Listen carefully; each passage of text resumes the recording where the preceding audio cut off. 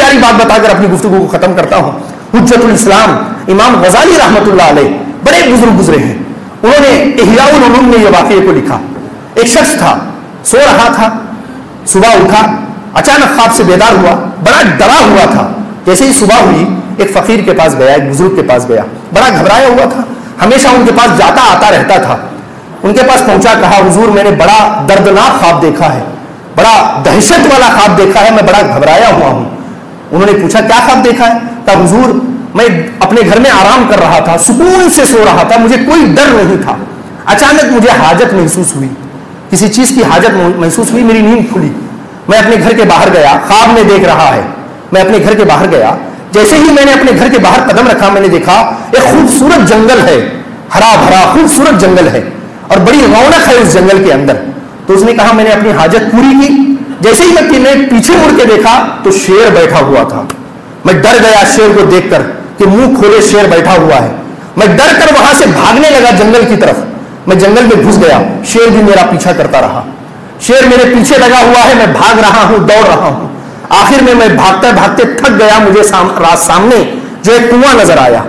میں نے سوچا کہ کنویں میں چھلانگ لگا لیتا ہوں, رکوں گا تو شیر مجھے نہیں چھوڑے گا.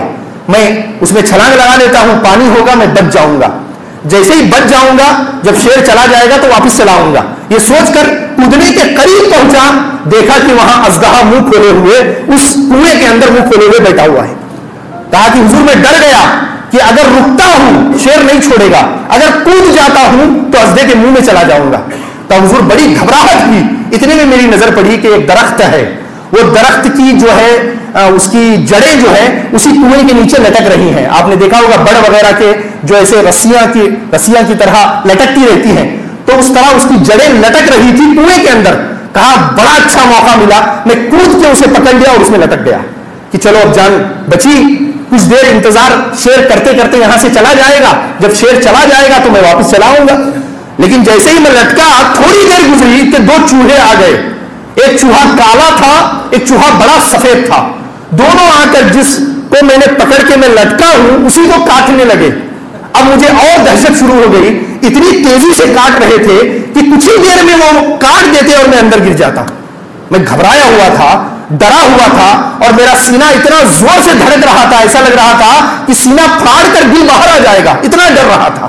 لیکن اچانک میری نظر پڑی کنویں کی دیوار پہ اندر کی طرف سے شہد میں جو ہے چھتا لگایا ہوا ہے. بڑا بہترین شہد کا جو ہے چھتا بڑا سا لگا ہوا ہے.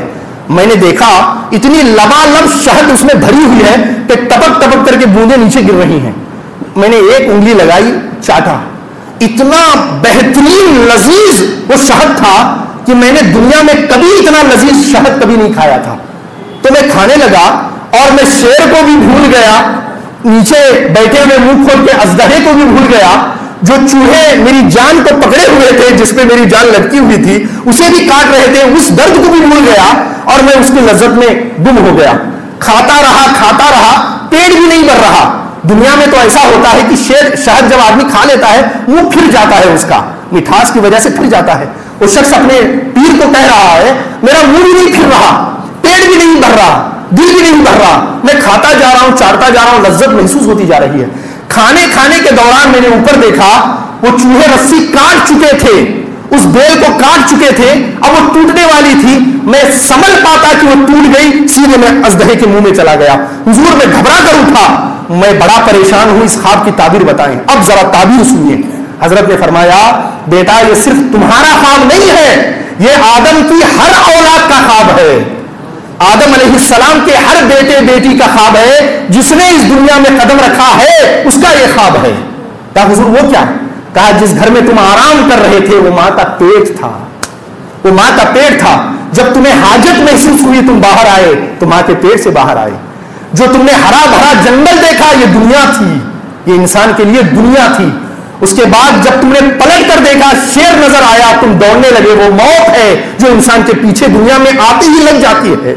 یہ نہیں دیکھتی یہ ابھی بچہ ہے, کچھ دنوں کے بعد اس کے پیچھے لگتے نہیں, پیدا ہوتے ہی پیچھے لگ جاتی ہے. اور جس پر قبضہ پا لیتی ہے بچپن ہی میں اپنے ساتھ لے جاتی ہے, اور جوانی میں جسے پا لیتی ہے جوانی میں لے جاتی ہے. بڑھاپے میں جس پر قبضہ پا لیتا ہے وہ شیر بڑھاپے میں اسے اپنے ساتھ لے جاتا ہے.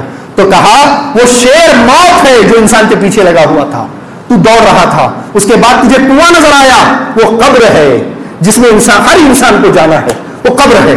اور جیسے ہی تو نے اندر جھانک کر دیکھا، اژدہا منہ کھولا ہوا تھا، وہ قبر کا عذاب ہے جو انسان کا منتظر ہے، انتظار کر رہا ہے۔ اس کے بعد تو نے دیکھا کہ ایک بیل ہے لٹکی ہوئی ہے، اسے پکڑ کر تو لٹک گیا، یہ تیری عمر تھی، انسان کی عمر ہے، یہ انسان کی عمر ہے۔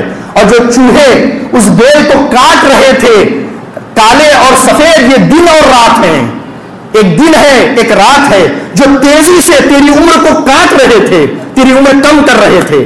اور جیسے ہی تیری نظر چھتے پہ پڑی، وہ چھتا میٹھی شہد کا دنیا کی لذتیں ہیں، تو انسان جب دنیا کی لذت میں پڑ جاتا ہے اور اسے ایک بار چاٹ لیتا ہے، موت کو بھی بھول جاتا ہے، قبر کو بھی بھول جاتا ہے، اندر کے عذاب کو بھی بھول جاتا ہے، اور جو چوہے بیل کاٹ رہے ہیں، عمر کم کر رہے ہیں، اسے بھی بھول جاتا ہے۔